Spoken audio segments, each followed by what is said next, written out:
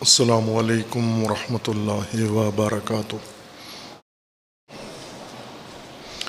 اعوذ باللہ من الشیطان الرجیم، بسم اللہ الرحمن الرحیم۔ الحمد للہ والصلاۃ والسلام علی رسول اللہ وآلہ آل اللہ، واللعنۃ الدائمۃ علی اعدائہم اعداء اللہ من یوم عداوتہم الی یوم لقاء اللہ۔ عباد اللہ اوصیکم ونفسی بتقوی اللہ، اتقوا اللہ فإن خیر الزاد التقوی۔ بندگان خدا، آپ سب کو اور اپنے نفس کو تقوی الہی کی وصیت کرتا ہوں، تقوی الہی کی نصیحت کرتا ہوں، تقوی الہی کی جانب دعوت دیتا ہوں اور تاکید کرتا ہوں کہ اپنی زندگی تقوی کے مطابق بسر کریں، تقوی کے زیر سایہ زندگی گزاریں، تقوی کی بنیاد پر نظام زندگی قائم کریں۔ انسانی زندگی کے تحفظ کے لیے، حفاظت کے لیے حق تعالی نے تدبیر تقوی مقرر فرمائی ہے تاکہ انسان اس نظام منشور اور تدبیر کے اندر اپنی زندگی کو محفوظ رکھ سکے، اپنی زندگی کے ہر پہلو کو محفوظ رکھ سکے۔ جو بھی انسانی زندگی کے زمرے میں شمار ہوتا ہے وہ سب تقوی کے ذریعے محفوظ ہوگا۔ اگر تقوی انسان چھوڑ دے، ترک کر دے، انسانی زندگی نابود ہو جاتی ہے، غیر محفوظ ہونے کی وجہ سے آفات کا شکار ہو جاتی ہے، خطرات کی نظر ہو جاتی ہے۔ مثال کے طور پر موجودہ انسانی نسل ہے جس کی زندگی مکمل طور پر انسانی زندگی خطرات کا شکار ہے۔ اس میں سب شامل ہیں، مسلم بھی شامل ہیں، غیر مسلم بھی شامل ہیں، سوائے محدود اقلیت کے جنہوں نے تقوی اختیار کیا ہے اپنی زندگی میں اور شعبۂ زندگی میں تقوی کو تدبیر کے طور پر نافذ کیا ہے۔ انہیں چھوڑ کر باقی سب غیر انسانی زندگی گزار رہے ہیں، طرز زندگی غیر انسانی ہے، نظام زندگی غیر انسانی ہے، اور زندگی کے اندر جو بھی پیش آ رہا ہے وہ سارا غیر انسانی ہے۔ حوادث، اتفاقات سارے غیر انسانی ہیں، اور انسان کے ہاتھوں شاکی ہے، روتا ہے، پریشان ہے، چونکہ تقوی کے بغیر جب انسان کے اندر انسانیت ختم ہو جاتی ہے وہ درندہ بن جاتا ہے، اور یہ درندہ جنگل میں رخ نہیں کرتا جنگلی جانوروں کو نقصان پہنچانے کے لیے، بلکہ اپنے معاشرے میں، اپنی زندگی میں ارد گرد رہنے والے انسانوں کو نقصان پہنچاتا ہے۔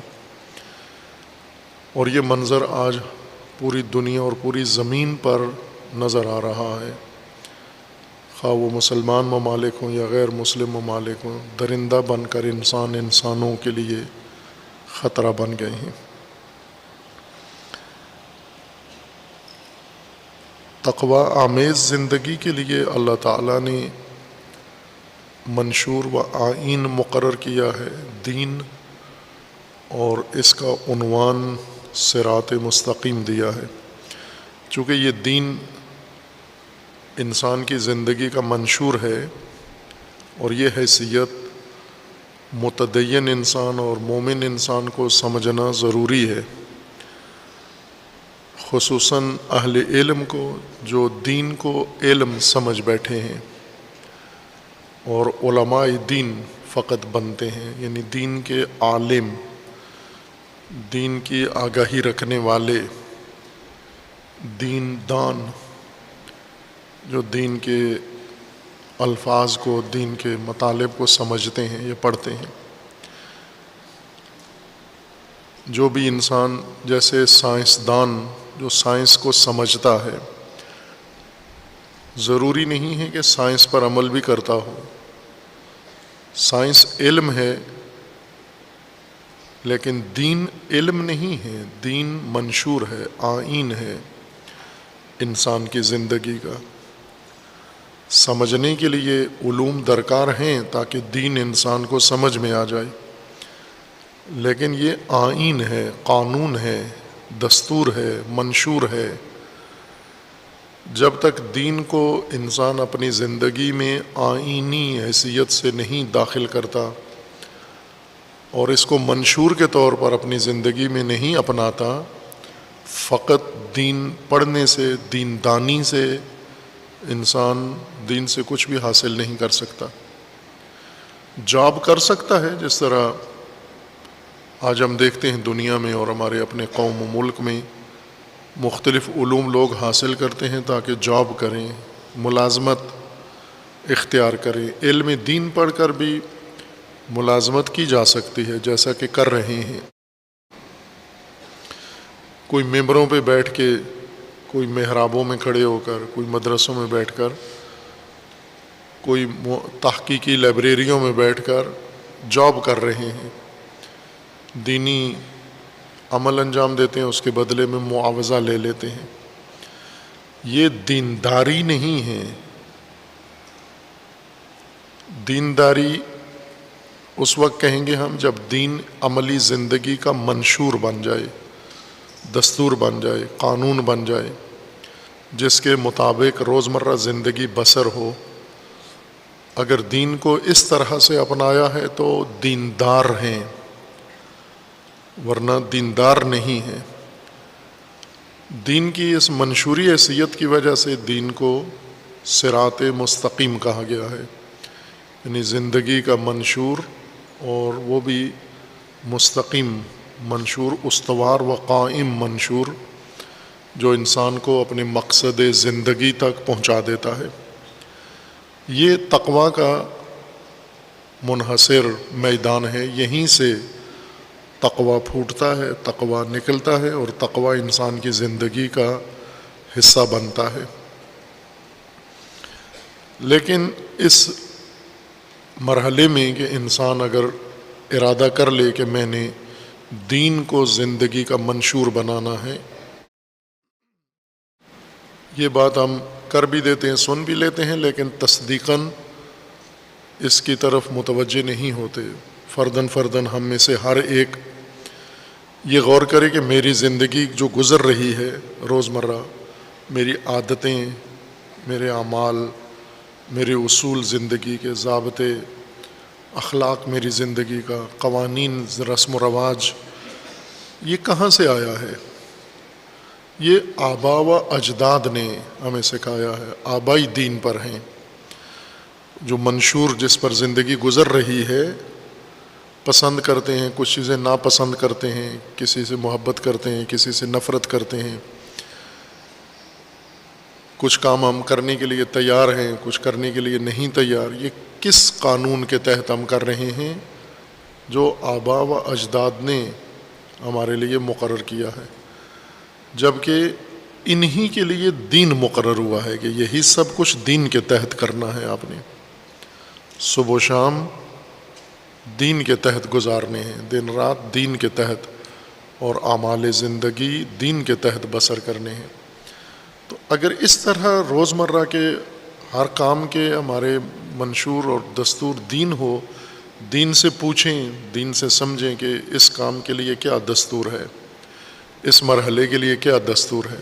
یہی سونا، جاگنا، کھانا، پینا، اٹھنا، بیٹھنا، بولنا، سننا، دیکھنا، یہی روزمرہ کے جو کام ہم کرتے ہیں، تعلقات، دوستیاں، رشتہ داریاں، قرابت داریاں، لین دین، معاملات، تجارت، معیشت، سیاست، یہی دین ہے. یہ اسی کے لیے دین آیا، یہی سنوارنے کے لیے، انہی کاموں کو منظم کرنے کے لیے دین آیا ہے. اور جو یہ کام کرے وہ علم نہیں ہوتا، وہ دستور ہوتا ہے، آئین ہوتا ہے.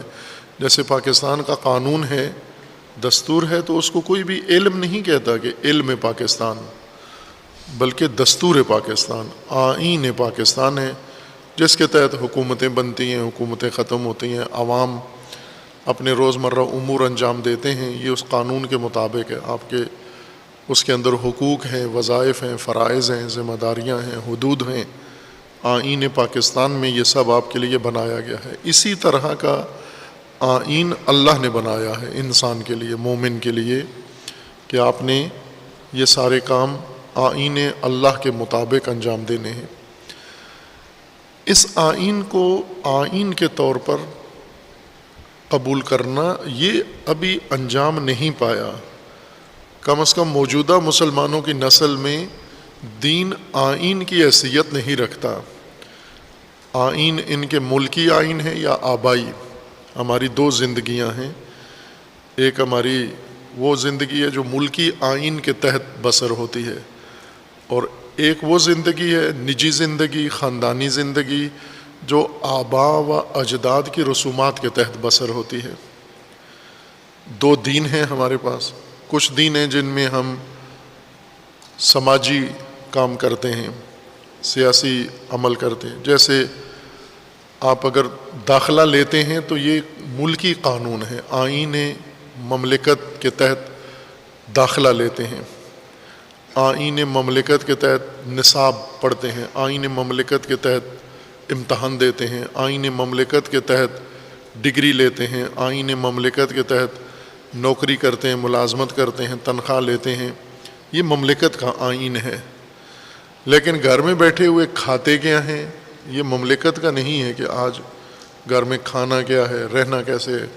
لباس جو بنایا ہوا ہے یہ مملکت نے نہیں آپ کے لیے معین کیا، یہ آباء و اجداد نے مقرر کیا ہے. عورتیں کیسا لباس پہنے، مرد کیسا لباس پہنے، آپ نے گھر میں سونا کیسے ہے، اکٹھے سونا ہے، الگ الگ سونا ہے، محرم نامحرم کیسے رہیں، یہ ملک نے نہیں بتایا ہوا. کہ کزن سارے ایک مشترکہ فیملی میں جوان لڑکے لڑکیاں ایک ہی کمرے میں ایک ہی گھر میں رہتے ہوں، یہ مملکت نے نہیں کہا ہوا، نہ روکا ہے نہ اجازت دی ہے. یہ آباء و اجداد نے ہمارے لیے نظام بنایا ہے کہ اس طرح زندگی گزارنی ہے. بس دو دین تو ہم نے سختی سے اپنائے ہوئے ہیں جن میں خطا نہیں کرتے، غلطی نہیں کرتے، خلاف ورزی نہیں کرتے. سب سے زیادہ پابندی آبائی دین کی کرتے ہیں ہم، اور اس کے بعد ملکی دین کی پابندی کرتے ہیں. لیکن اصل جو آئین ان دونوں سے پہلے جو ہماری زندگی کے لیے ہر شعبے کے لیے مقرر کیا گیا ہے وہ اللہ کا دین ہے، اللہ کا آئین ہے. اسے ہم نے مسجدوں کے لیے اور اسے ہم نے خاص مجلسوں کے لیے رکھا ہوا ہے. زندگی آباء سے پوچھ کے گزارنی ہے، تعلیم گورنمنٹ سے پوچھ کے گزارنی ہے، اور مسجد میں اللہ سے پوچھنا ہے کہ رکعتیں کتنی پڑھنی ہیں، قرات کیسے ہونی چاہیے، تجوید کیسے ہونی چاہیے.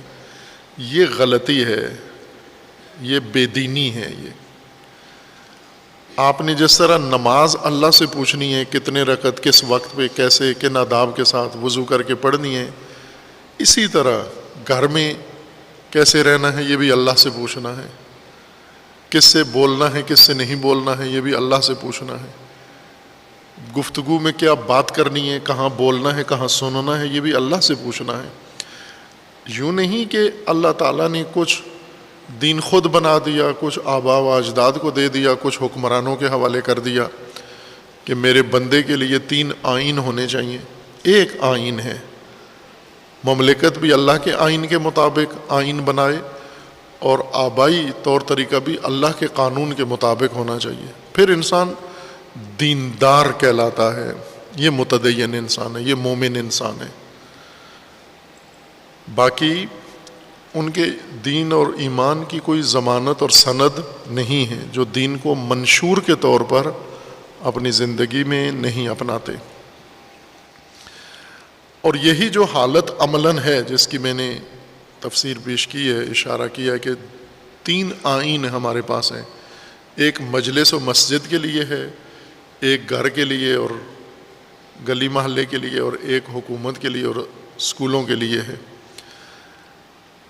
اسی کو اللہ تعالیٰ نے فرمایا ہے کہ صراط مستقیم کے مقابلے میں بھی صراط اور سبل بنے ہوئے ہیں۔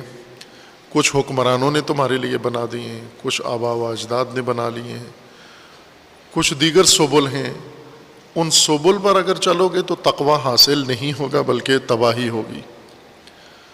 وہ راستے جن پر انسان تقوی سے نکل جاتا ہے، صراط مستقیم، اور دین سے باہر ہو جاتا ہے، ایک سبیل ضلالت ہے، سبیل زال یا ضلالت یا ضلال، گمراہی جس کو ہم ترجمہ کرتے ہیں۔ عرض کیا تھا کہ اس کا ترجمہ گمراہی نہیں ہے، حیرت، کنفیوژن، تردید، بے ارادہ ہونا، نافہمی، یعنی جس میں انسان تشخیص نہیں دے سکتا، فیصلہ نہیں کر سکتا، انتخاب درست راستے کا نہیں کر پاتا، جس حالت میں اس کو یہ کہا جاتا ہے یہ ضلال ہے۔ اور یہ نیک اور برے دونوں میں ہے۔ بعض اوقات شہر میں ایک نیک آدمی ایڈریس ڈھونڈ رہا ہوتا ہے، اسے نہیں پتا کدھر جانا ہے، اور بعض اوقات ایک برا آدمی ایڈریس گم کر بیٹھتا ہے اور حیرت میں ہوتا ہے۔ لہذا یہ ضلال دونوں کے لیے یکساں حالت ہے۔ ہم ضلال کا معنی ایسا کرتے ہیں کہ جو اچھے لوگ ہیں ہم یہ سمجھتے ہیں کہ یہ تو کبھی ضلالت میں مبتلا نہیں ہوتے، یہ بھی ہوتے ہیں، اتنے ہی ہوتے ہیں جتنے برے لوگ مبتلا ہوتے ہیں۔ چونکہ ہدایت کے مقابلے میں ہے کہ جب آپ کو راستے کا علم نہیں، منزل کا پتہ نہیں، دین کا پتہ نہیں، دستورات کا علم نہیں ہے تو ضلال میں ہے۔ اور یہ حالت عموماً آپ پڑھے لکھے لوگوں سے بھی پوچھ لیں، زندگی کا راستہ، اللہ کا دستور کیا ہے، نہیں معلوم ان کو، چہ بسا علماء کو بھی معلوم نہ ہو، تو ضلال سب کے لیے ہے۔ یہ کیسے انسان ضلالت میں جا گرتا ہے؟ قرآن کریم نے بتایا ہے، اس کے منبع اور ماخذ بتائے ہیں جہاں سے ضلالت انسان کی زندگی میں آ جاتی ہے ہدایت کے مقابلے میں۔ ایک بتایا کہ قرآن کریم نے بزرگان، سرداران، اکابرین، یہ سب سے بڑا منبع ہے قوموں کو گمراہ کرنے کا۔ ضلالت قوم کا سب سے بڑا ذریعہ اکابرین ملت، زعماء ملت، سرداران ملت اور کبراء ملت ہے۔ یہ قرآن کی آیت ہے، یہ پہلے پڑھی ہے، باس کی ہے ایسے، جن سے عموماً قومیں بڑی امید رکھتے ہیں، عقیدت رکھتے ہیں، احترام کرتے ہیں ان کا، یہی سب سے بڑا گمراہی کا ذریعہ بھی ہوتے ہیں۔ سورہ مبارکہ فرقان میں اللہ تعالیٰ نے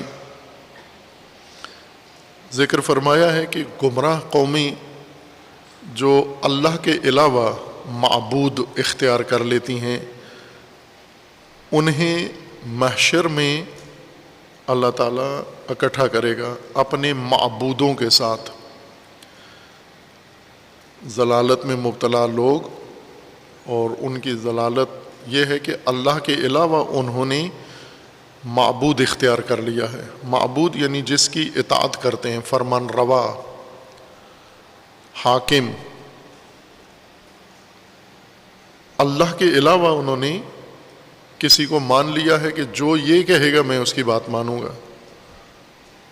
اسی کو معبود کہتے ہیں۔ معبود اسے نہیں کہتے جس کی پوجا کی جاتی ہے، معبود اس کو کہتے ہیں جس کی اطاعت کی جاتی ہے، جس کا فرمان مانا جاتا ہے، جس کے کہے پر عمل کیا جاتا ہے، جس کے فیصلے قبول کیے جاتے ہیں، وہ معبود ہے انسان کا۔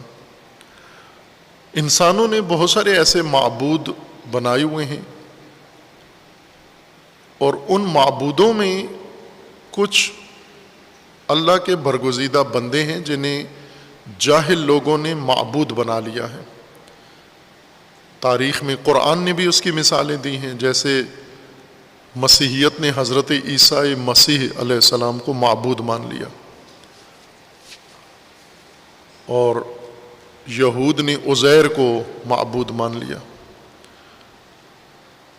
یہ مقدس ہستیاں ہیں، حضرت عیسیٰ مسیح علیہ السلام اللہ کے برگزیدہ بندے ہیں، نبی ہیں، رسول ہیں، اور معجزہ ہیں اللہ کا زمین کے اوپر، ہدایت کا ذریعہ ہیں، لیکن جہلاء میں جب ہدایت کا وسیلہ اللہ کا آ جائے، وہ جاہل اس سے ہدایت لینے کے بجائے اسی کو معبود بنا لیتے ہیں۔ یا جیسے غالی ہیں، آج کی مثال مسلمانوں کے اندر غالی ہیں جو اہل بیت علیہ السلام میں سے کسی ایک شخصیت کو یا سب ائمہ کو نعوذ باللہ الوہیت کا درجہ دیتے ہیں، معبودیت کا درجہ دیتے ہیں۔ یہ بھی اسی کی مثال ہے کہ ائمہ ہدیٰ اللہ کی طرف سے لوگوں کی ہدایت کے لیے منصوب ہیں، برگزیدہ ہستیاں ہیں، اور انہیں اللہ نے انسانوں کی ہدایت کا وسیلہ بنایا ہے، لیکن ہدایت کے وسیلوں کو جہلاء نے معبود بنا لیا ہے۔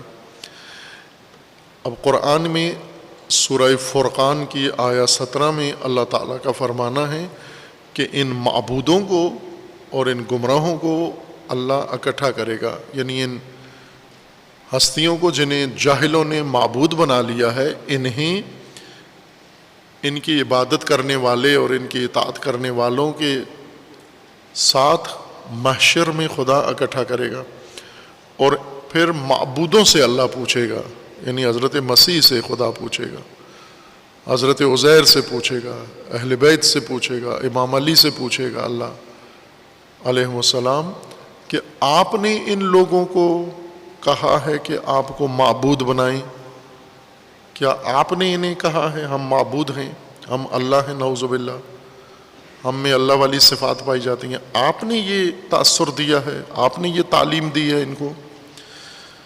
وَيَوْمَ يَحْشُرُهُمْ وَمَا يَعْبُدُونَ مِن دُونِ اللَّهِ، وہ دن محشر کا جب اللہ ان کو اکٹھا کرے گا، حشر جمع کرنا، ایک جگہ پر گھیر کے ایک جگہ پر جمع کر دینا، جب اللہ ان سب کو جمع کرے گا ایک جگہ، وَمَا يَعْبُدُونَ، اور جن کی یہ عبادت کرتے ہیں، جنہیں یہ معبود مانتے ہیں، اللہ ان معبودوں کو عابدوں کے ساتھ ایک جگہ جمع کرے گا اور پھر ان سے پوچھے گا، فَيَقُولُ أَأَنْتُمْ، معبودوں سے جنہیں انہوں نے معبود بنا لیا ہے، أَأَنْتُمْ أَضْلَلْتُمْ عِبَادِي هَؤُلَاءِ أَمْ هُمْ ضَلُّوا السَّبِيلَ، آپ نے یہ ضلالت کا راستہ انہیں بتایا ہے، آپ نے تعلیم دی ہے ان کو، یا انہوں نے خود اختیار کر لیا؟ یہ سبیل ضلالت خود انہوں نے اختیار کر لیا۔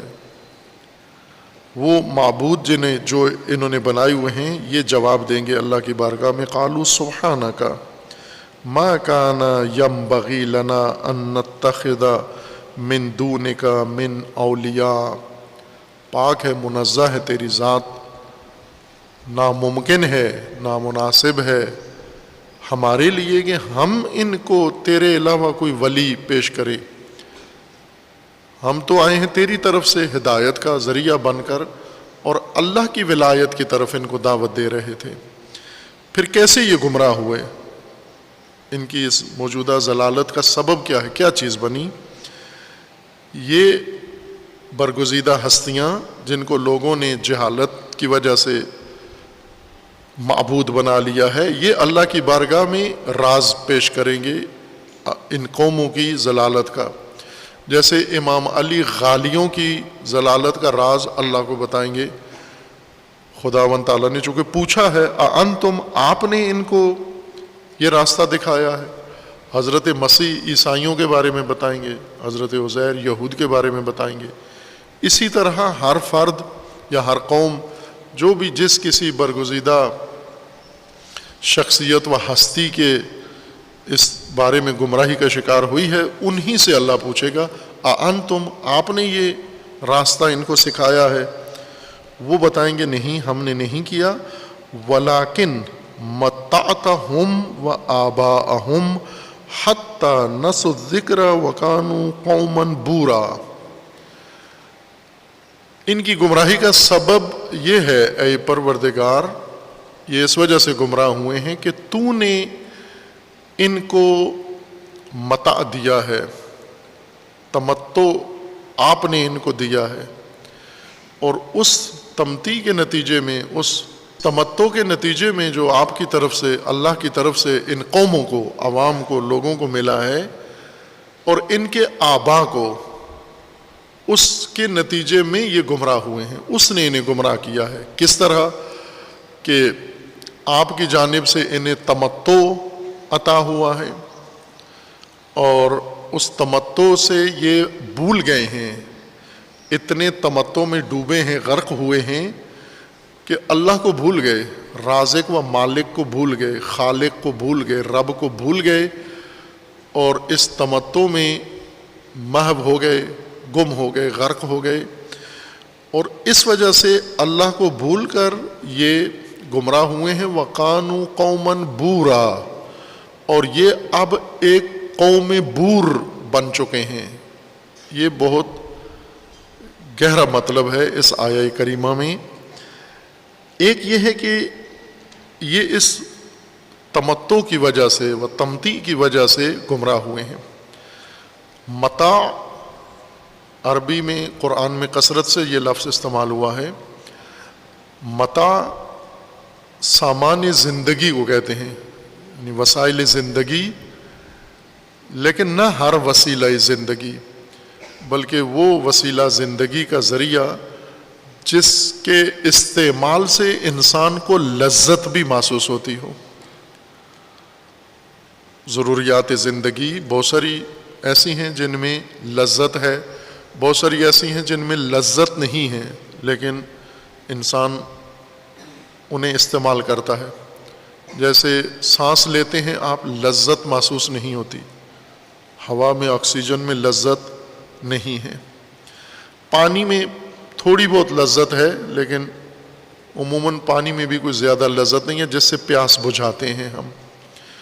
لیکن بہت ساری اور چیزیں ہیں جنہیں انسان کام میں لاتا ہے تو ساتھ لذت بھی اٹھاتا ہے۔ لذت نفس کی کیفیت کا نام ہے کہ نفس، انسان کے نفس میں، روح میں احساس پیدا ہوتا ہے خوشگوار۔ یہ خوشگوار احساس جو انسان کو حاصل ہوتا ہے اس کو لذت کہتے ہیں۔ بہت ساری چیزیں ہمارے اندر یہ خوشگوار احساس ایجاد کرتی ہیں، بہت ساری چیزیں نہیں بھی کرتی، جو ہم روزمرہ استعمال کرتے ہیں لیکن ہمیں پتہ ہے کہ یہ ہماری ضرورت کی چیزیں ہیں، ان سے خوشگوار احساس پیدا نہیں ہوتا لیکن ہماری صحت بحال رہتی ہے، زندگی بحال رہتی ہے اور زندگی کا نظام انہی کے ذریعے سے چلتا ہے۔ کھانے میں عموماً انسان زیادہ تر لذت کھانے سے انسان حاصل کرتا ہے۔ کھانا انسان کی ضرورت ہے، جسم کی ضرورت ہے۔ ہمارا جسم اس طرح سے بنایا گیا ہے کہ اس کو مسلسل کھانے کی ضرورت ہے، خوراک اور غذا۔ وہ جو تناول کرتے ہیں آپ غذا، وہ آپ کے جسم کی بقا کے لیے، آپ کے جسم کے حیات کے لیے، صحت کے لیے اور رشد کے لیے، بڑھنے کے لیے وہ ضروری ہوتا ہے کھانا۔ چونکہ جسم مسلسل ٹوٹتا ہے، آپ کا جسم جب وجود میں آ جاتا ہے تو جسم کے جو اینٹیں ہیں جن سے مل کر جسم بنا ہوا ہے آپ کا، جیسے دیواریں اینٹوں سے بنی ہوئی ہیں، اسی طرح جسم بھی آپ کا اینٹیں ہیں، نہ نظر آنے والی اینٹیں، چھوٹی چھوٹی، میں تشبیہ کی وجہ سے اینٹ کہہ رہا ہوں، خلیات ہیں، سیلز ہیں آپ کے جسم کے، اور وہ خلیات انہی غذاؤں سے بنتے ہیں۔ خون، گوشت، یہ ساری چیزیں ان خلیات پر ہی مشتمل ہیں۔ یہ خلیات محدود عمر کے ہوتے ہیں، بہت دیر پا نہیں ہوتے۔ یہ خلیات بنتے ہیں، ان کی ایک معین عمر ہوتی ہے، اس عمر کے بعد یہ خلیات خود ختم ہو جاتے ہیں، عمر ختم ہو جاتی ہے، ایکسپائر ہو جاتے ہیں۔ ان کی جگہ نیا خلیہ بنتا ہے، پہلا بنا ہوا خلیہ ختم ہو جاتا ہے اور اس کی جگہ پر نیا خلیہ بنتا ہے، نئی اینٹ بنتی ہے۔ اس وجہ سے ہمیں مسلسل بھوک بھی لگتی ہے اور مسلسل غذا چاہیے ہوتی ہے۔ ہمیں دن میں کئی دفعہ کھانا کھاتے ہیں تاکہ جسم ہمارا زندہ رہے اور بحال رہے اور رشد کرتا رہے۔ اس کے لیے اللہ نے یہ نظام بنایا ہے تاکہ جسمانی ضرورت آپ کی پوری ہو، اور جن چیزوں سے جسمانی ضرورت پوری ہوتی ہے ہماری، وہ اکثر لذیذ چیزیں ہیں۔ لذت جب انہیں ہم تناول کرتے ہیں، جیسے فروٹ کھاتے ہیں آپ، تو جسم کی ضرورت پوری ہوتی ہے، ساتھ لذت بھی محسوس ہوتی ہے. جبکہ جب آپ کو انجیکشن لگتا ہے تو لذت نہیں ہوتی، لیکن جسم کی ضرورت پوری ہو رہی ہوتی ہے. ڈرپ لگتی ہے آپ کو، جسم کی ضرورت پوری ہو رہی ہوتی ہے، لذت نہیں ہوتی. دوائیں تناول کرتے ہیں، جسم کی وہی غذائی ضرورت پوری ہو رہی ہے، لیکن لذت نہیں ہوتی. اللہ نے یہ ساری چیزیں بنائی ہیں جو فارماسیوٹیکل نے بنائی ہیں، دواسازوں نے بنائی ہیں. لذت رکھنا بھول گئے بیچ میں، لیکن ضرورت پوری کر دی انہوں نے. وٹامنز کی گولیاں ہیں، تقویت کی گولیاں ہیں، اور جراثیم کش گولیاں ہیں. یہ ساری ہماری جسم کی ضرورت ہیں، یہ ہم تناول کرتے ہیں، لیکن لذت نہیں ہوتی. اللہ نے یہی ساری چیزیں طبعی طور پر بنائی ہیں، ساتھ بیچ میں لذت بھی رکھ دی ہے ان میں.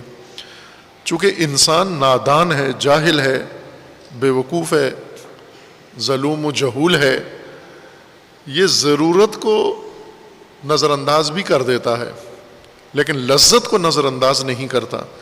اس لیے جتنی ضرورتیں ہیں انسان کی، ساری لذتوں میں لپیٹ دی ہیں اللہ تعالیٰ نے. ضرورت کی ہر چیز کی پیکنگ لذت کے اندر کی گئی ہے. کھانے اکثر لذیذ ہیں، پھل لذیذ ہیں، پینے کی چیزیں لذیذ ہیں. یہ لذتیں اس لیے کہ انسان خوشگوار احساس زیادہ طلب کرتا ہے.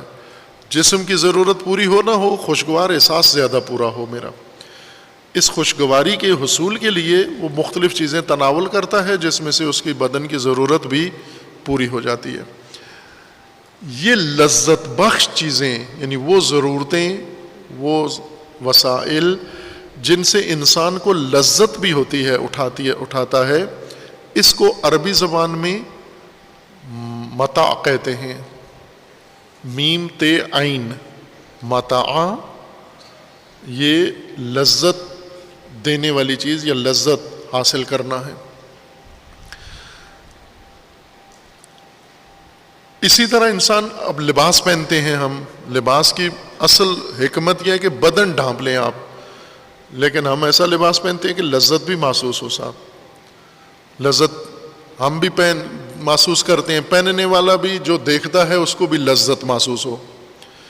یہ جو فحاشی کا لباس ہے، یہ خود تنگ ہوتے ہیں بہت.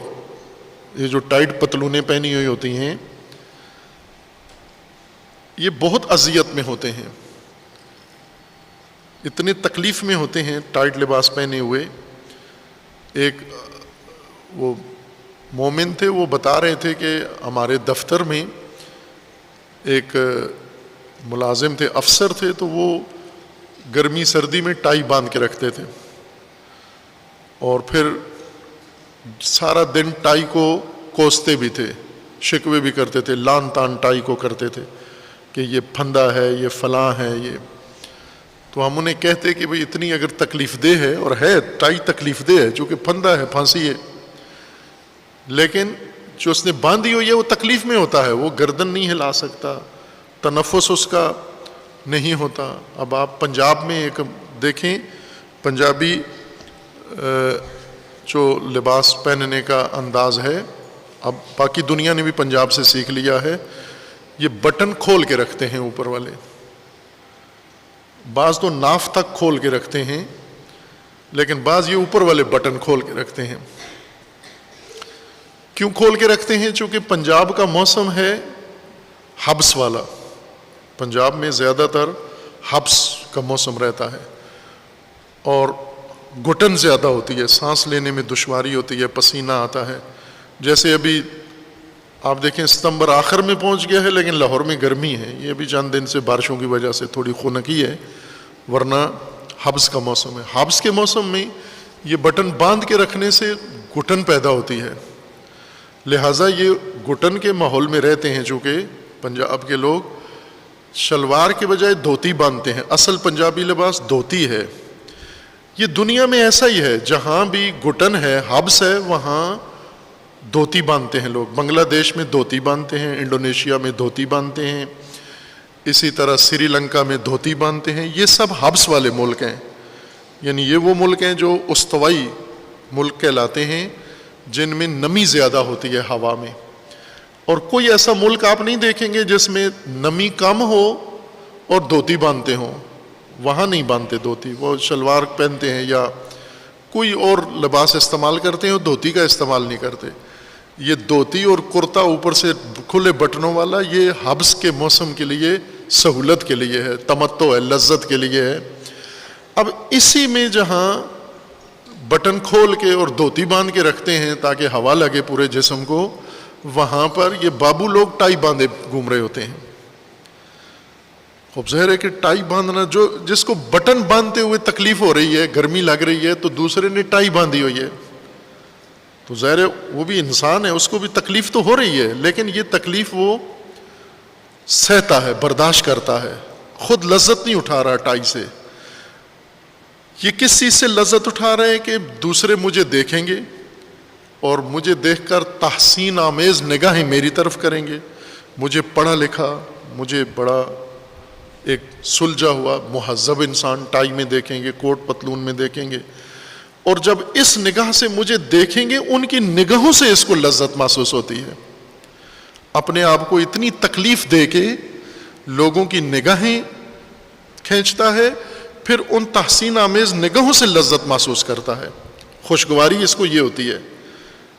اس مومن کے بقول کہ یہ روزانہ ٹائی جب وہ شکوے کرتا تھا، ہم اسے کہتے کہ نہ باندھو ٹائی کو، پریشانی تو نہیں ہے، تو وہ کہتا تھا آپ کو پتہ نہیں ہے کہ ٹائی کھولنے میں جو لذت ہے وہ آپ نے نہیں محسوس کی ابھی. یعنی یہ پھندا جب نکلتا ہے تو انسان کو بڑا، بٹن کھولتے ہیں، یہ گھر میں جب جاتے ہیں یا دفتروں میں ٹائی کھول کے سارے بٹن کھول کے ہوا کے نیچے، پنکھے کے نیچے لمبی سانس لیتے ہیں، تو اس کا مطلب ہے پہلے شکنجے میں تھے تم، اب راحت ہوئے ہو. ہر لذت انسان خود نہیں اٹھاتا، کچھ لذت دوسروں کو موقع دیتا ہے. یہ فحاشی کا لباس یہ دوسروں کو لذت کا موقع دیتے ہیں. عورتیں بھی یہ کام کرتی ہیں، اور عورتوں کی دیکھا دیکھی زنانہ صفات والے مرد بھی یہ کام کرتے ہیں. بدن کی نمائش، ٹائٹ کپڑے پہنتے ہیں تاکہ جب ہم چلیں تو ہمارے جسم کے حرکات، سکنات، نشیب، فراز سب معلوم ہو، معین ہو. وہ اس سے کیا ہوگا؟ اس سے دوسرے لذت اٹھائیں گے، دوسرے لذت اٹھائیں گے. آپ کو کیا ملے گا؟ ظاہر ہے وہ گھوریں گے مجھے، وہ شہوانی نگاہوں سے جب مجھے دیکھیں گے تو اس کا مطلب ہے میں انہیں بہت ہی پرکشش لگ رہا ہوں. تو یہ جو ان کی نگاہوں میں پرکشش لگ رہا ہوں، اس کی نگاہوں سے یہ لذت اٹھا رہا ہوتا ہے.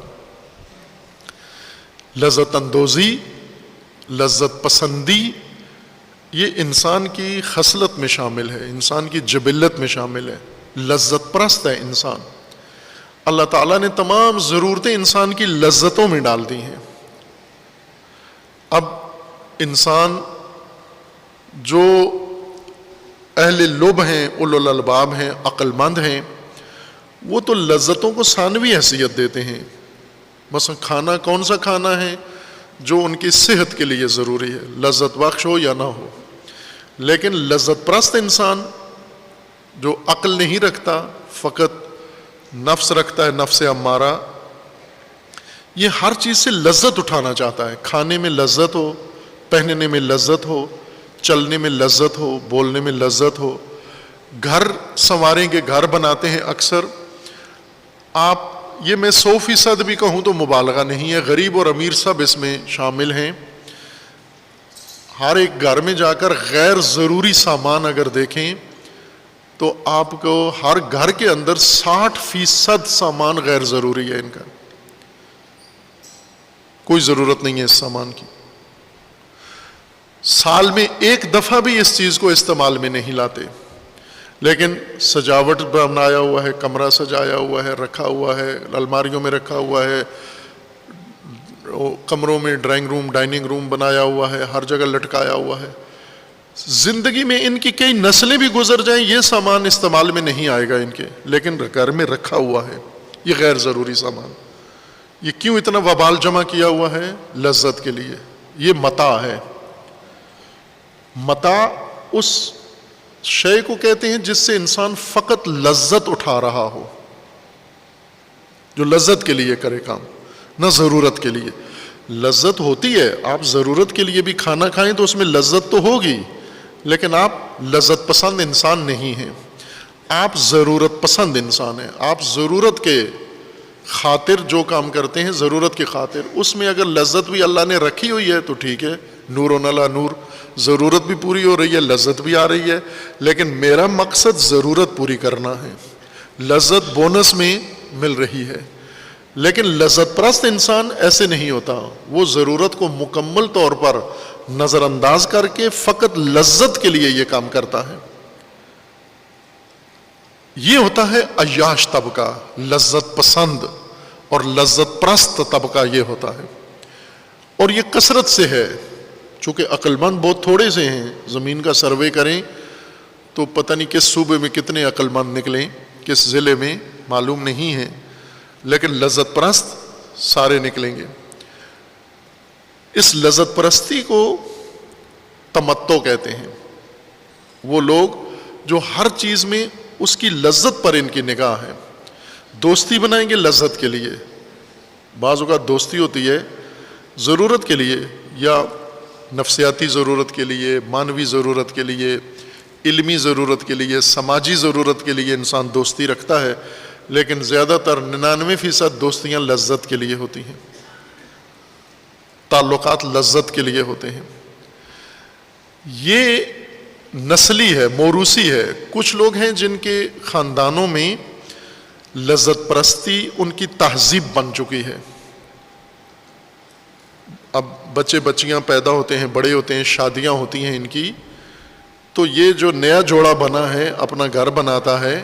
کس طرح بناتا ہے؟ جس طرح ان کے ماں باپ نے بنایا ہوا تھا. چونکہ ماں باپ کی زندگی فقط لذت پرستی پر تھی، ضرورت پرستی پر نہیں تھی، ضرورت پسندی نہیں تھی، لذت پرستی ان کی زندگی کی بنیاد تھی. یہ نئے جو جوڑا بنا ہے یہ بھی تمام اہتمام لذت کا چاہتے ہیں، ضرورت کی کوئی چیز نہیں مانگیں گے، سب لذت کی چیزیں مانگیں گے. موروثی ہے، عیاشی، لذت پرستی، لذت پسندی وراثت میں منتقل ہو جاتی ہے. اور جب ایک انسان لذت پرست ہو جائے، لذت پسند بن جائے، یہ سب کچھ بھول جاتا ہے. اپنی اوقات بھول جاتا ہے، اپنی حیثیت بھول جاتا ہے، اپنا مقصد بھول جاتا ہے، اپنا دین بھول جاتا ہے، یہ اپنا اللہ بھول جاتا ہے، رب بھول جاتا ہے. لذت پرستی سب سے زیادہ فراموشی کا سبب ہے. عیاش زیادہ فراموش کار ہوتے ہیں. بعض لوگ ہوتے ہیں ان کو ہر چیز یاد ہوتی ہے، چھوٹی چھوٹی چیزیں یاد، ہر طرف دھیان ہے، ہر شے کی طرف توجہ ہے. اس کا مطلب ہے یہ لذت میں ڈوبے ہوئے نہیں ہیں. بھلے ضرورت کے وقت لذت اٹھا لیتے ہیں لیکن لذت میں غرق نہیں ہے، دن رات لذت کے پیچھے نہیں ہے. عیاشی لذت پرستی کا ہی دوسرا نام ہے. عیاش کون طبقے اور نسلیں اور خاندان ہوتے ہیں کہ جن کی بنیاد، گھریلو بنیاد، ان کی تہذیب اور رہن سہن میں فقط لذت پرستی ہو.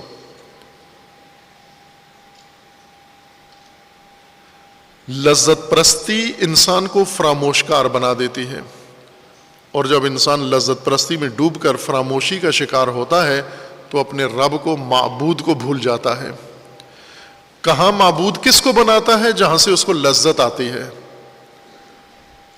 اب آپ دیکھیں اپنے مذہبی کاموں کی طرف، کیا مذہب میں کون سی چیز آپ کو زیادہ پسند ہے؟ جن میں ترنم ہے،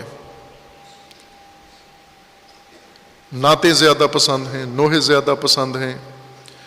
جو غیر مذہبی طبقہ ہے ان کو گانے زیادہ پسند ہیں. ان میں مشترک کیا چیز ہے؟ لذت، خوبصورت آوازیں، موسیقیت، ردم، آواز کا زیر و بم، سریں، حد درجہ لذت انسان کو دیتی ہیں. زبان کی لذت، آنکھوں کی لذت، کانوں کی لذت. اگر کوئی اٹھ کے آدمی قرآن سنانا شروع کر دے ہمیں لذت نہیں آتی، لیکن یہی قرآن اگر وہ خوبصورت آواز میں پڑھنا شروع کر دے ہمیں لذت محسوس ہوتی ہے.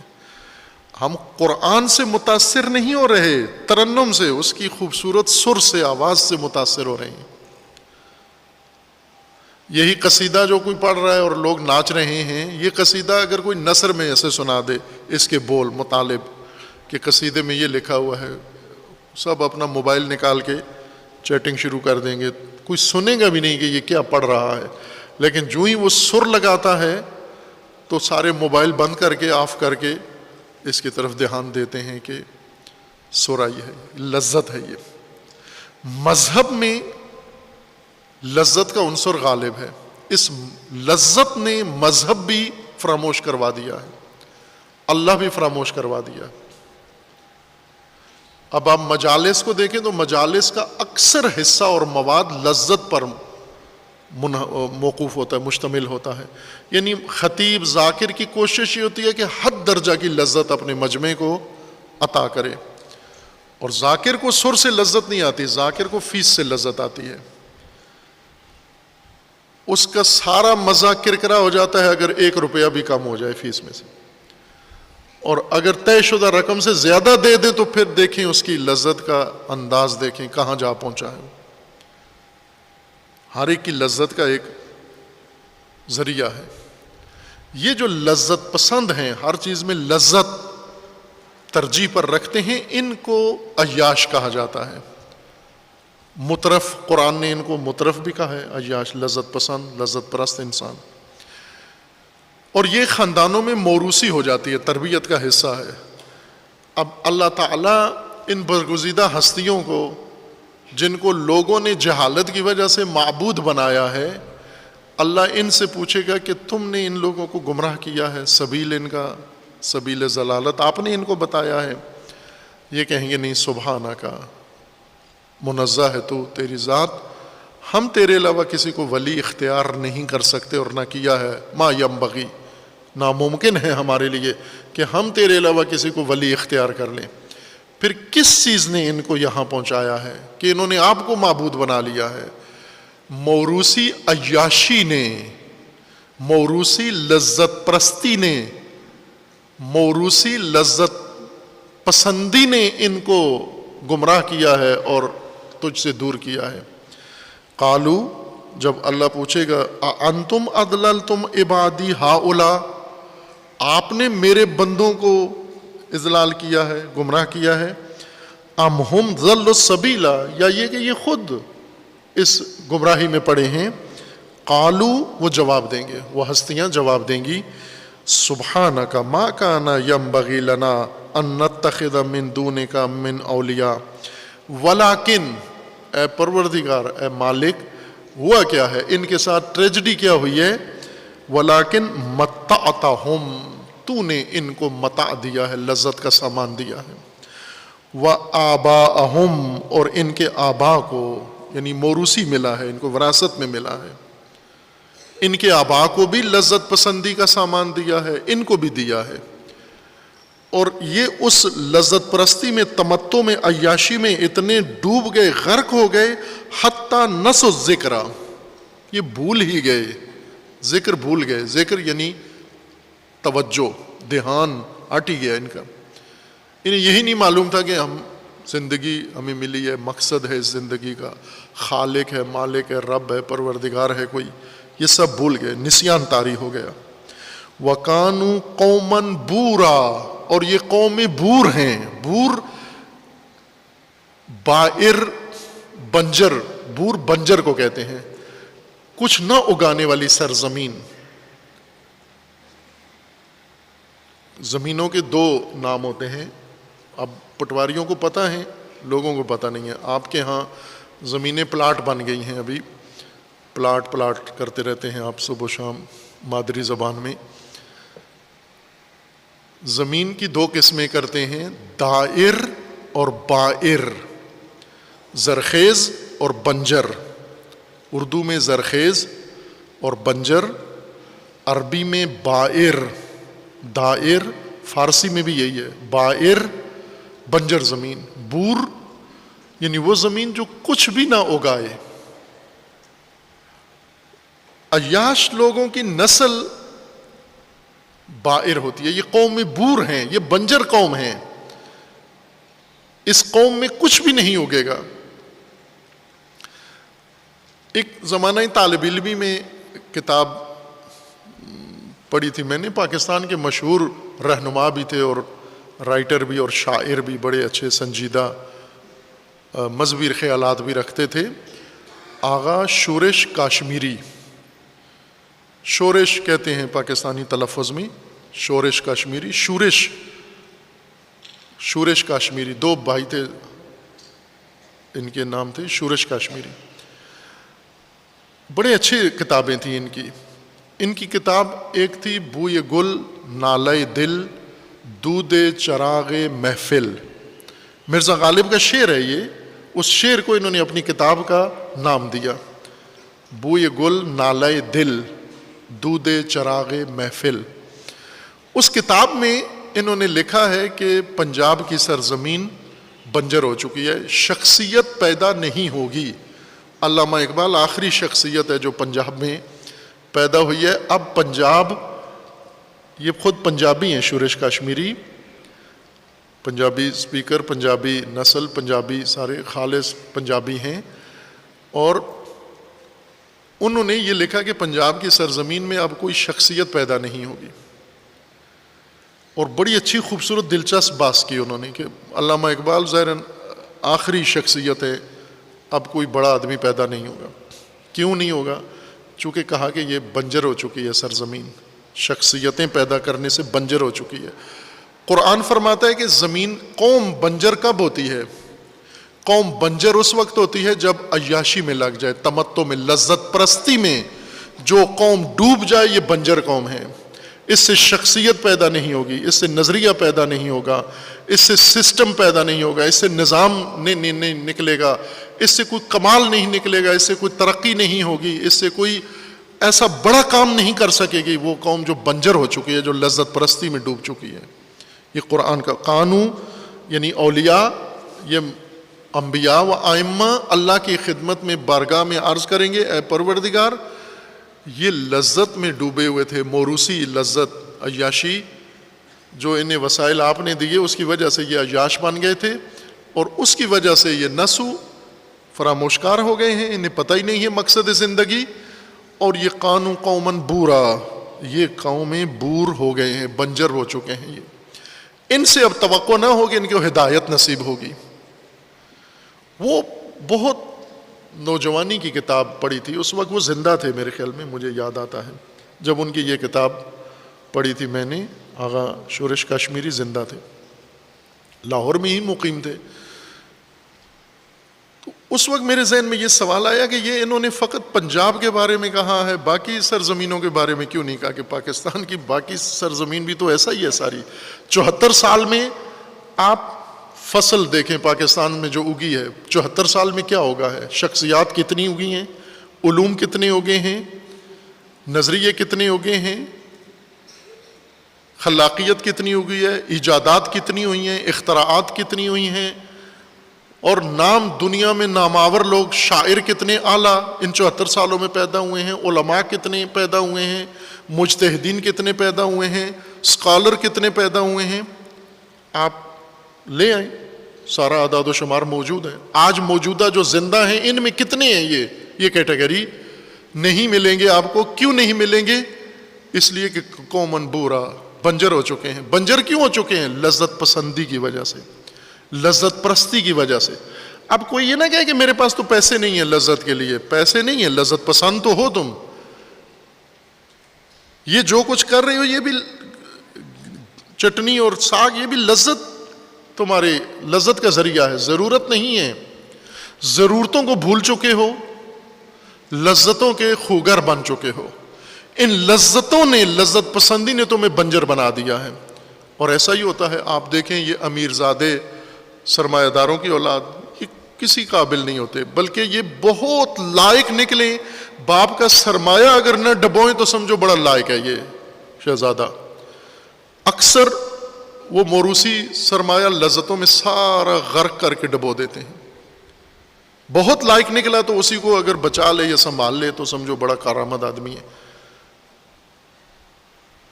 اگر کوئی کام کا بندہ نکلا ہے تو وہ کسی محروم خاندان سے نکلے گا جو لذتوں میں ڈوبا ہوا نہیں ہے. جو لذتوں میں ڈوب جائے. غریب اور امیر دونوں کی مشترک بیماری ہے, یوں نہیں کہ صرف امیروں کو لگتی ہے. متاع وہ سامان جو اس کے گھر میں ہے صرف اس نے لذت کے لیے اس کو. یہ موبائل کس لیے ضرورت ہے موبائل؟ یہ بچے کی جیب میں 2 3 موبائل اور ہر موبائل میں 2 سم پڑی ہوئی ہیں, یہ ضرورتیں ہیں تمہاری, لذت کے لیے. تو لذت میں ڈوبا ہوا یہ موبائل زدہ نسل, اس سے کون نکلے گا؟ ابھی جو حکومت نے شروع کیا ہوا ہے ایک تباہی قوم کی, کہ یہ جو پاس کر دیے ہیں میٹرک اور ایف اے والے جتنے امتحان دیے تھے 100% پاس کر دیے ہیں. اس نسل کو پاس کر دیا جس نے کرونا میں جن کے تدریس ہی نہیں ہوئی, پڑھا ہی نہیں, اسکول ہی نہیں کھلے. اگر پڑھا ہوتا اور پاس کر دیتے ٹھیک ہے, پھر بھی ایک جواز بنتا ہے. جو پڑھا ہی نہیں ہے اس میں بھی پاس کر دیا ان کو.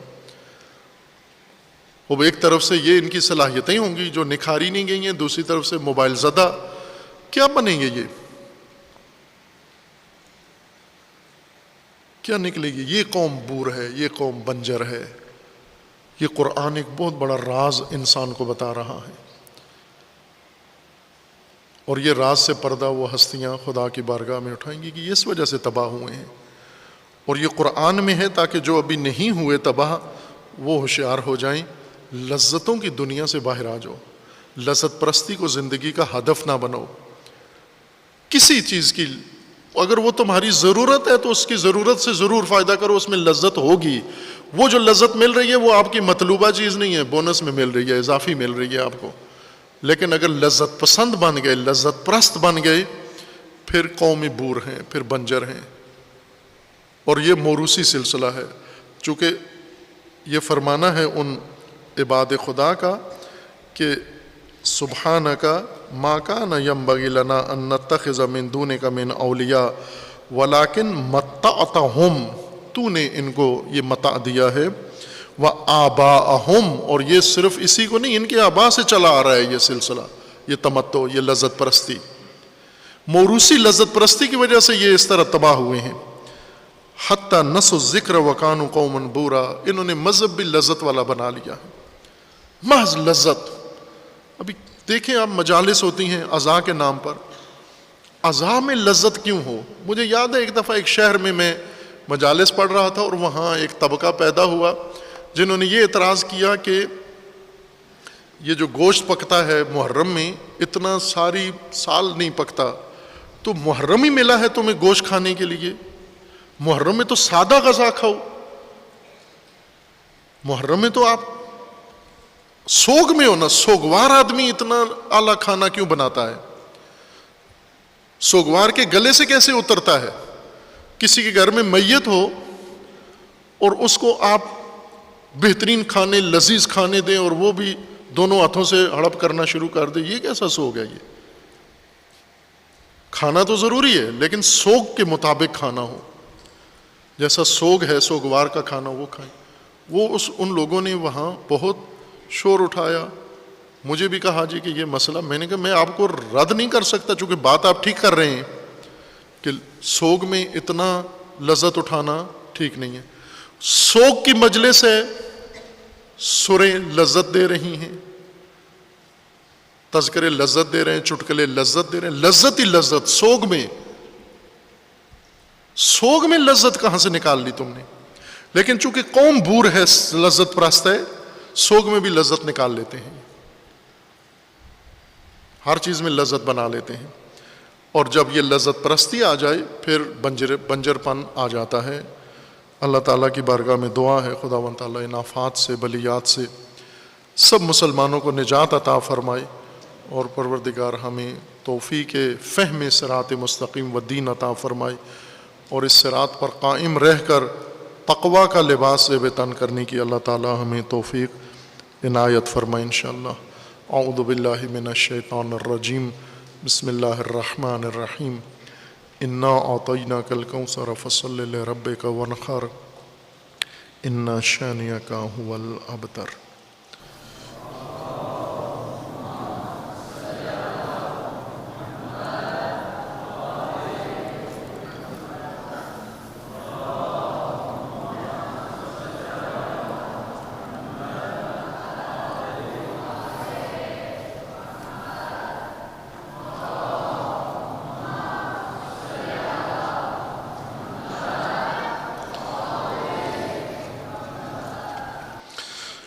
اعوذ باللہ من الشیطان الرجیم بسم اللہ الرحمن الرحیم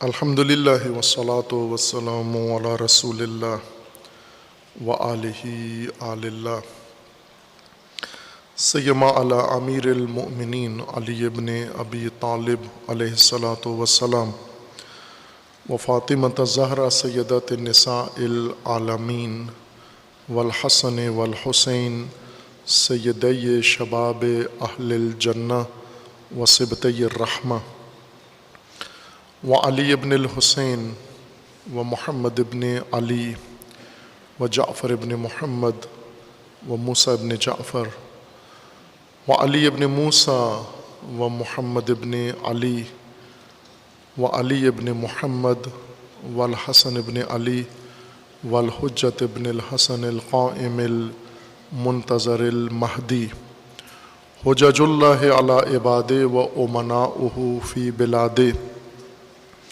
واللعن علی اعدائہم اجمعین من الآن الى قیام یوم الدین عباد اللہ اوصیکم ونفسی بتقوی اللہ اتقوا اللہ فإن خیر الزاد التقوی بندگان خدا آپ سب کو اور اپنے نفس کو تقوی الہی کی وصیت کرتا ہوں، تقوی الہی کی نصیحت کرتا ہوں اور تقوی الہی کی جانب دعوت دیتا ہوں و تاکید کرتا ہوں کہ اپنی زندگی تقوی کے مطابق بسر کریں، تقوی کے زیر سایہ زندگی گزاریں۔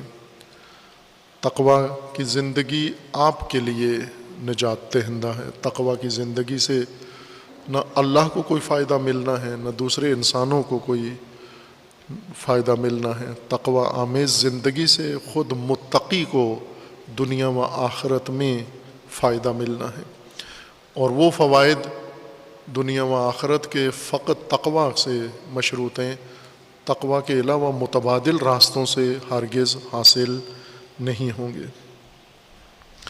تقوی کے قیام کے لیے، ملت با تقوی کی تشکیل کے لیے، امت با تقوی بنانے کے لیے اللہ تعالیٰ نے خصوصی اہتمام کیا ہے روز جمعہ و صلاۃ جمعہ کا، اور صلاۃ جمعہ جس میں تقوی کی پرورش و تربیت ہے اور تقوی کے مطابق امت سازی ہے، یہ عمل شبہات کا شکار ہو کر خود بجائے خود مومنوں کی رغبت میں کمی اس کے اندر واقع ہوئی ہے۔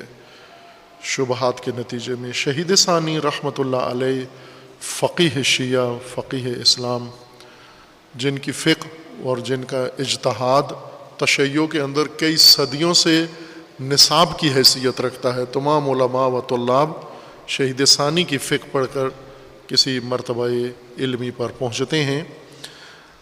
انہوں نے اپنے عہد میں یہ احساس کیا کہ نماز جمعہ کی نسبت رغبت شدید کم ہے، اور اس کی وجہ فتاویٰ ہیں اور شبہات ہیں کہ زمانہ غیبت کبریٰ میں نماز جمعہ واجب عینی نہیں ہے، تخییری ہے، یا نہ عینی ہے نہ تخییری ہے، چونکہ مشروط ہے امام کے ساتھ اور امام غائب ہیں، لہٰذا نماز جمعہ ساقط ہے۔ یہ شبہ باعث بنا کہ غیبت کبریٰ کے زمانے میں مومنین، اب شہید ثانی 4 صدی 5 صدی پہلے کی شخصیت ہیں، اس زمانے میں انہوں نے احساس کیا کہ مومنوں میں رغبت نہیں ہے، اور آج موجودہ زمانے میں دیکھیں تو وہ بے رغبتی مزید بڑھ گئی ہے، بلکہ بے رغبتی تھیورائز ہو گئی ہے، اور اس بے رغبتی کو نظریہ دے دیا گیا ہے، اس بے رغبتی کے لیے اجتہاد کیا گیا ہے، استدلال کیا گیا ہے، اور بے رغبتی کو دین و مذہب اور تشیع قرار دیا گیا ہے۔ یہ المیہ ہوا ہے۔ بہرکیف یہ بزرگوار انہوں نے ان شبہات کا ازالہ کیا ہے جو پیدا ہوئے، تاریخ بھی بیان کی ہے کہ یہ شبہات کب سے شروع ہوئے اور کیسے داخل ہوئے۔ شہید کا یہ فرمانا تھا کہ نماز جمعہ واجب ہے، عینی و تعینی، ہر زمانے میں مطلقہ واجب ہے۔ مطلقہ سے مراد یعنی جس طرح عہد رسول اللہ میں واجب ہے، ائمہ ہدیٰ علیہ السلام کے عہد میں بھی واجب ہے، غیبت کبریٰ کے زمانے میں بھی واجب ہے، ظہور کے زمانے میں بھی واجب ہے، انتظار کے زمانے میں بھی جس طرح دین کے باقی واجبات میں غیبت کا کوئی فرق نہیں پڑا، وہ سارے اسی طرح واجب چلے آ رہے ہیں، نماز، روزہ، زکوٰۃ، خمس سب واجب چلے آ رہے ہیں، غیبت نے کسی پر اثر نہیں ڈالا۔ اگر غیبت امام اثر ڈالتی تو سب سے زیادہ خمس پہ ڈالنا چاہیے تھا، چونکہ خمس مال امام ہے اور امام غائب ہیں، تو سب سے پہلے تو یہ خمس اٹھ جانا چاہیے تھا مومنوں سے، یہ نہیں اٹھایا گیا، جمعہ اٹھا دیا گیا۔ اور جمعہ اٹھانے کی وجوہات بھی موجود ہیں جنہیں شہید ثانی نے جواب دیا ہے۔ پہلا قول شہید ثانی نے یہی بیان کیا کہ نماز جمعہ واجب ہے مطلقہ، اس پر استدلال بھی کیا ہے اور شبہات کا جواب بھی دیا ہے۔ دوسرا قول اس بارے میں یہ ہے کہ نماز جمعہ واجب غیبت کبریٰ کے زمانے میں اس صورت میں واجب ہے جب فقی، جامع الشرائط فقی یا خود جمعہ قائم کرے یا اس کی اجازت سے وہ منسوب کرے کسی کو نماز جمعہ کے لیے، تو نماز جمعہ واجب ہے، واجب عینی ہے۔ اگر وہ معین نہ کرے پھر واجب عینی نہیں ہے، یا واجب تخییری ہے یا مستحب ہے۔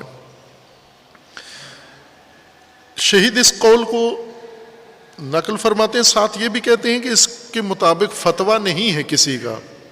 آج ہے چند فقہا کا فتویٰ ہے، فتاویٰ عجیب و غریب ہے نماز جمعہ کے بارے میں۔ بعض فقہا کا فتویٰ ہے کہ نماز جمعہ واجب نہیں ہے، اس میں شرکت واجب ہے۔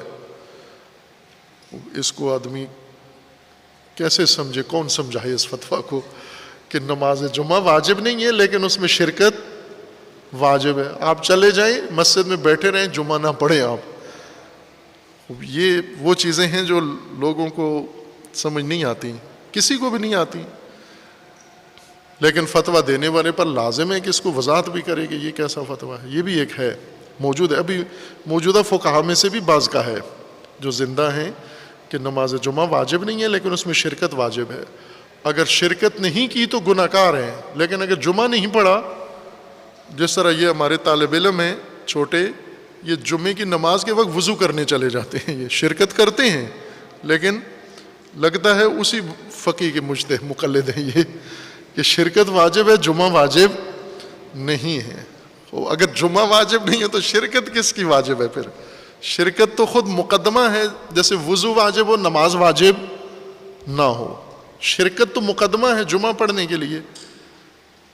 اس طرح کے اور بھی فتاویٰ ہیں جن کا کوئی قائل نہیں ہے، یا ایک آدھ آدمی استثناءً کوئی قائل ہے، یہ قول مشہور بھی نہیں ہے، لیکن یہ قول ہے ذرا مارکۃ الآراء قول ہے، اس کے اندر بحث زیادہ کی گئی ہے، فتویٰ کسی نے نہیں دیا، بحث زیادہ کی ہے اس کے اندر۔ شہید بھی اس قول کو ذکر کرتے ہیں۔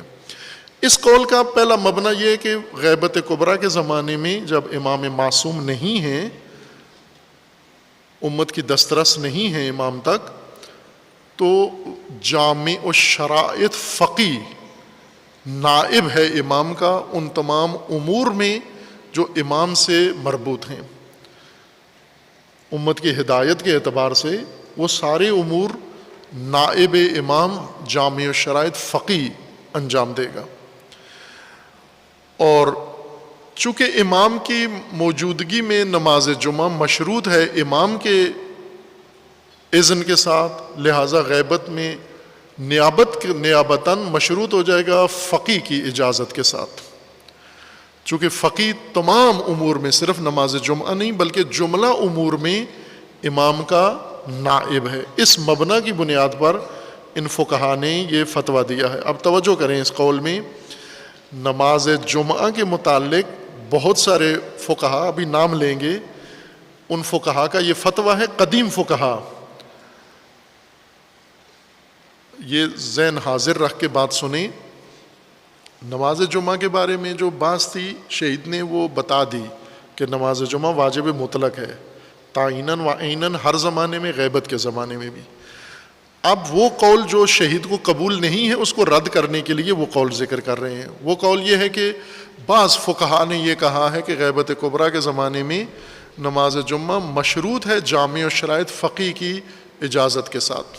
شہید فرماتے ہیں کہ یہ قول بھی ثابت نہیں ہے، اور نماز جمعہ جس طرح امام معصوم کی اجازت سے مشروط نہیں ہے، مطلق ہے، اسی طرح فقی کی اجازت سے بھی مشروط نہیں ہے، مطلق ہے۔ یہ جمعہ کے بارے میں بات ہے، وہ واضح ہے۔ لیکن جس بنیاد پر یہ جمعہ کو فقی کے اجازت سے مشروط کیا گیا ہے اس میں اختلاف نہیں ہے، وہ فقہا کے درمیان متفقہ ہے، اور وہ یہ ہے کہ غیبت کبریٰ کے زمانے میں جب امام معصوم دسترس میں نہیں تو جامع الشرائط فقی نائب امام ہوتا ہے اور تمام اختیارات اس کے پاس ہوتے ہیں۔ چونکہ باقی سارے امور مشروط ہیں فقی کی اجازت سے، یا فقی کے اختیار ہے ان کا، تو جمعہ کا بھی انہوں نے فقی کو دے دیا اختیار۔ شہید فرماتے ہیں کہ جمعہ تو نہیں ہے، چونکہ منوب ان سے مشروط نہیں ہے تو نائب سے بھی مشروط نہیں ہے، وہ تو مشخص ہے، لیکن جو باقی امور ہیں ان میں کوئی اشکال نہیں ہے۔ ایسا ہی ہے کہ غیبت کبریٰ کے زمانے میں نائب جامع الشرائط فقی نائب ہوگا امام کا، اور وہ سارے امور اس کو انجام دینے ہوں گے۔ اس کے لیے میں تبرکاً تھوڑی سی عبارت فتوے کی پڑھ دیتا ہوں تاکہ توجہ رہے۔ بعض لوگ جو پیگیری کرتے ہیں الحمدللہ اکثر کو ضرورت نہیں پڑتی ان چیزوں کی طرف رجوع کرنے کی، لیکن اکا دکا بیچ میں ہیں جو ان مباحث کو پیگیری کرتے ہیں، یعنی پڑھتے ہیں، دیکھتے ہیں اور اپنی تسلی کرتے ہیں۔ الکلام علی القول ثانی، قول دوم یعنی نماز جمعہ غیبت کبریٰ کے زمانے میں مشروط ہے جامع الشرائط فقی کی اجازت کے ساتھ۔ وَهُوَ وُجُوبُ الصَّلَاةِ الْمَذْكُورَةِ، نماز جمعہ حالت الغیبت لیکن بشرط حضور الفقیہ الجامع للشرائط الفتویٰ وَإِلَّا لَمْ تُشْرَع۔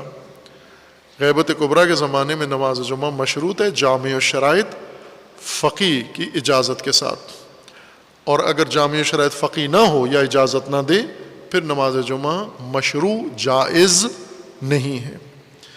علم، شہید فرماتے ہیں جانو، آگاہ رہو، ان ھذا القول لم یصرح به احد من فقہائنا علی وجہ الیقین، تاریخ تشیع میں کسی فقی نے یقین کے ساتھ وثوق کے ساتھ یہ فتویٰ نہیں دیا نماز جمعہ کے بارے میں۔ دو باتیں چل رہی ہیں، دونوں کو الگ الگ رکھنا ہے۔ ایک نماز جمعہ کے بارے میں کہ نماز جمعہ اس قول کے مطابق مشروط ہے جامع الشرائط فقی کی اجازت کے ساتھ، اس کا کوئی بھی قائل نہیں ہے۔ یقین سے کسی نے نہیں کہا، احتمال دیا ہے بعض فقہا نے، اس لیے تو بحث زیادہ کی ہے، لیکن فتویٰ نہیں دیا، یقین سے نہیں کہا کہ یہی حکم ہے۔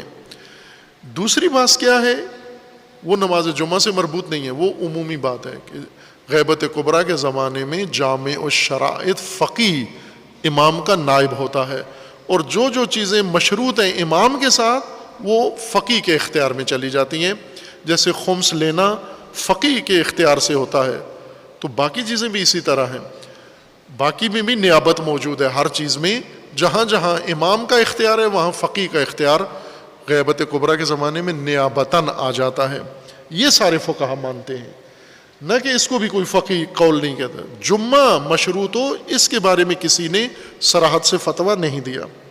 وَإِنَّمَا هُوَ ظَاهِرُ عبارت العلامہ علامت جمال الدین فی التذکرہ، علامہ ہلی نے تذکرہ میں اپنی کتاب، ایک کتاب میں اس کا ذکر کیا ہے، والنہایہ، علامہ ہلی کی ایک اور فقہ کی کتاب ہے نہایہ، والشہید، شہید اول فی الدروس واللمعہ، شہید اول نے اپنی کتاب دروس میں اور اپنی کتاب لمعہ میں، اور علامہ نے اپنی دو کتابوں میں تذکرہ اور نہایہ میں اس قول کی طرف اشارہ کیا ہے، لا غیر وفی باقی کتبها وافقا غیرہما من المجوزین من حیث الاطلاق۔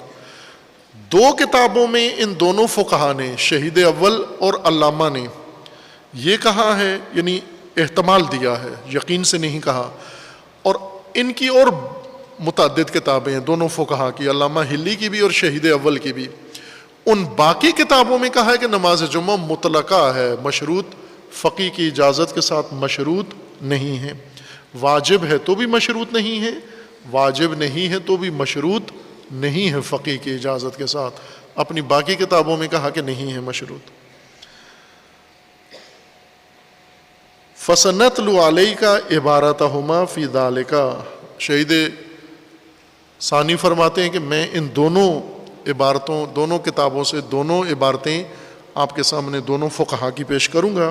وَنُبَيِّنُ عَدَمَ دَلَالَتِهَا عَلَى الْمَطْلُوبِ، اور یہ بیان کروں گا کہ انہوں نے جن دو کتابوں میں یہ کہا ہے کہ فقی کی اجازت کے ساتھ مشروط ہے، شہید ثانی فرماتے ہیں میں انہی کی کتابوں سے اور انہی مطالب سے ثابت کروں گا کہ نہیں ہے مشروط، یعنی خود ان کے قول سے بھی یہ مشروطیت ثابت نہیں ہوتی۔ بل عدم موافقت دلیلہا لظاہرہا، بلکہ میں بتاؤں گا کہ ان کی دلیل کچھ اور کہہ رہی ہے، نتیجہ کچھ اور ہے، نتیجے اور دلیل میں آپس میں تناسب نہیں ہے۔ فقولہما بذالک غیر متیقن، پس ان کا یہ کہنا کہ غیبت کبریٰ کے زمانے میں فقی کی اجازت کے ساتھ نماز جمعہ مشروط ہے، یہ غیر یقینی ہے۔ ولیکن المحقق المرحوم شیخ علی رحمہ اللہ اعتنا بہذا القول و ترجیحہ، لیکن صاحب وسائل نے یہ احتمال دیا ہے اور ان کی بات کو یہ فرماتے ہیں کہ اس کے اندر ہے، اعتنا ہے، اور انہوں نے اس قول کو ترجیح دی ہے، باقی اقوال کو رد نہیں کیا کہ غیبت کبریٰ کے زمانے میں فقی کی اجازت کے ساتھ نماز جمعہ مشروط ہے، اس کو انہوں نے ترجیح دی ہے۔ وادعا اجماع القائلین بشرعیتها علیہ، اور محقق صاحب وسائل نے اس کو کہا ہے کہ اس کے اوپر اجماع موجود ہے۔ والاصل فی ھذا القول ان اذن الامام معتبر فیہا فمع حضورہ یعتبر حضورہ او نائبہ، اصل میں اس قول میں یہ ہے کہ امام معصوم اپنے زمانے میں موجود جب تھے، حاضر تھے، تو نماز جمعہ ان کے اذن سے مشروط تھا، اور ان کی موجودگی میں ہی یا ان کے نائب کی طرف سے مشروط تھا۔ ومع غیبتہ یقوم الفقیہ المذکور مقامہ، خوب آپ نے نماز جمعہ کو امام کی مشروطیت سے فقی کی مشروطیت میں کیسے منتقل کر دیا؟ لأنہ نائبہ علی العموم، چونکہ فقی یہ وہ نقطہ ہے، یعنی جس کے لیے شہید یہ بات نقل کر رہے ہیں وہ ثابت نہیں ہوتی نماز جمعہ کی مشروطیت، لیکن فقی کی نیابت ثابت ہو جاتی ہے۔ کیوں؟ دلیل کیا ہے ان فقہا کی، علامہ ہلی اور شہید اور دیگر بزرگوں کی؟ وہ دلیل ان کی یہ ہے لأنہ، چونکہ فقی نائبہ علی العموم، فقی نیابت عمومی رکھتا ہے غیبت کبریٰ کے زمانے میں امام معصوم کی، نیابت عمومی رکھتا ہے، یعنی ہر چیز پر نیابت رکھتا ہے جو امام کے اختیار میں ہے، جس کا تعلق امام سے ہے وہ غیبت کبریٰ کے زمانے میں نیابتاً فقی کے سپرد ہو جاتی ہے۔ وَجُمْلَةُ مَا ذَكَرُوهُ مِنَ الدَّلِيلِ عَلَى هَذَا الشَّرْطِ أُمُورٌ ثَلَاثَةٌ، یہ دلیل دی ہے علامہ ہلی نے اور شہید اول نے، اور یہ شہید ثانی فرماتے ہیں کہ میں ان کی استدلال کو بھی ابھی پیش کروں گا، دلیلیں بھی پیش کروں گا، استدلال بھی پیش کروں گا، اور یہ بھی ثابت کروں گا کہ اس دلیل اور استدلال سے نماز جمعہ کی مشروطیت ثابت نہیں ہوتی کہ غیبت کے زمانے میں فقی کی اجازت کے ساتھ مشروط ہے۔ فقی کی نیابت ثابت ہو جاتی ہے لیکن نماز جمعہ کی مشروطیت ثابت نہیں ہوتی۔ کیوں؟ شہید فرماتے ہیں اس لیے کہ خود امام کا نائب ہے فقی، اور نماز جمعہ خود امام معصوم کی اجازت کے ساتھ مشروط نہیں ہے۔ دلیل ہم نے ثابت کیا کہ نہیں ہے مشروط، کہیں بھی کسی دلیل میں نہ رسول اللہ نے فرمایا، نہ ائمہ اطہار اہل بیت علیہ السلام سے کسی نے بھی نماز جمعہ کو امام معصوم کی اجازت سے مشروط قرار نہیں دیا۔ پہلی دفعہ یہ کس نے کہا؟ سید مرتضیٰ نے، اور سید مرتضیٰ کے شاگرد سلار دیلمی نے، اور پھر ان کے بعد ابن ادریس نے، ایک نے چوتھی صدی میں کہا اور دوسروں نے 6 صدی میں 7ویں صدی میں جا کر یہ قول ذکر کیا کہ نماز جمعہ امام کے ساتھ مشروط ہے، اس کے علاوہ کسی نے ذکر نہیں کیا۔ تو جب امام معصوم سے ہی مشروط ہونا ثابت نہیں ہے تو فقی تک کیسے لے آئیں گے بات نیابت میں؟ فقی کی نیابت مسلم ہے، فقی نائب ہے غیبت کبریٰ میں، لیکن اس چیز میں نائب ہے جو پہلے ثابت ہو دلیل سے کہ امام معصوم کی اجازت کے ساتھ یہ چیزیں مشروط ہیں. جیسے نماز یومیہ امام کی اجازت سے مشروط ہے، امام معصوم اجازت دیں تو نماز صبح پڑھنی ہے، امام معصوم اجازت نہ دیں یا نائب اپنا مقرر نہ کرے نماز نہیں پڑھنی، کہیں بھی شرطیت نہیں ہے. امام معصوم کی اجازت کے ساتھ مشروط نہیں ہے نماز یومیہ، امام معصوم کی اجازت کے ساتھ روزہ مشروط نہیں ہے کہ روزہ اس صورت میں رکھیں جب امام معصوم اجازت دیں آپ کو، بلکہ جو شرائط ہیں کہ جو ہی چاند نظر آئے روزہ واجب ہے آپ پر، اجازت لینے کی ضرورت نہیں ہے. امام ہو، رسول اللہ تشریف فرما ہو، رسول اللہ کی اجازت سے روزہ نہیں رکھنا. رسول اللہ نے فرما دیا حکم کہ اللہ جب چاند دیکھو روزہ واجب ہو گیا ہے. اسی طرح غیبت کے زمانے میں بھی چاند دیکھو روزہ واجب ہو گیا، وقت ہو جائے نماز یومیہ واجب، جمعہ آ جائے نماز جمعہ واجب، مشروط نہیں ہے. لیکن نیابت ثابت ہے، فقی کی نیابت ثابت ہے. اس نیابت کے زمرے میں جمعہ آتا ہے یا نہیں آتا، اس کو شہید فرماتے ہیں یہ ثابت نہیں ہے. آگے اس قول میں شہید عباس کریں گے، ان کی ادلہ میں جتنا مناسب ہوا یہاں پر عرض کیا جائے گا انشاءاللہ. اللہ تعالی ہمیں فہم دین توفیق عطا فرمائے، شعار دینی پر عمل کرنے کی توفیق عطا فرمائے پروردگار. اور خداوند تبارک و تعالی ہمیں شبہات علمی و عملی سے خداوند تبارک و تعالی نجات عطا فرمائے. اور پروردگار ان محققین کو، علماء کو، جنہوں نے دین کو خالص کر کے سمجھانے کی کوشش کی اور جن کے رہین منت ہیں آج کے مومنین اور علماء، پروردگار ان کو ائمہ اطہار کے ساتھ معشور فرمائے انشاءاللہ. اعوذ باللہ من الشیطان الرجیم، بسم اللہ الرحمن الرحیم. قل هو اللہ احد اللہ الصمد لم یلد ولم یولد ولم یکن لہ کفوا احد.